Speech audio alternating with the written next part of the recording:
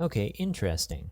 So we are able to go to the edit page, but we're not able to modify the body content. It says this field has been disabled because you do not have sufficient permissions to edit it.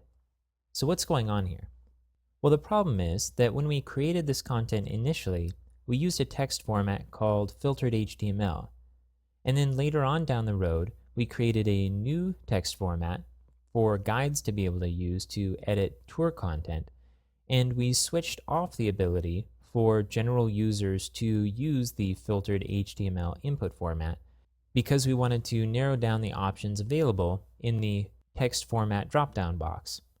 So what's happening here is that we now have a text format associated with this piece of content that the current user can't use, or they don't have permission to use this. So we have a couple of options here. The first is to enable those users that have the site editor role to use the filtered HTML text format. The other is that we can switch the current format being used for this content to a format that the current user does have permission for. So switching it over to the site editor text format.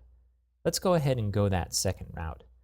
I'm going to jump back to the administration browser, and let's go ahead and edit that homepage content as an administrative user who has the ability to use all of the different text formats. I'm going to go ahead and click on Find Content in the shortcut bar, and let's go ahead and filter this content by page type. Let's go ahead and reset any current filters that are set, and let's select from type here, Basic Page, and click Filter. Okay. So we have our home page right here. Let's go ahead and click Edit next to it. And let's scroll down to the bottom. And for this text format, let's go ahead and select Site Editor. And let's save. And I'm going to jump back to the browser where we're logged in as Heather, and I'm going to refresh the page. Okay, excellent.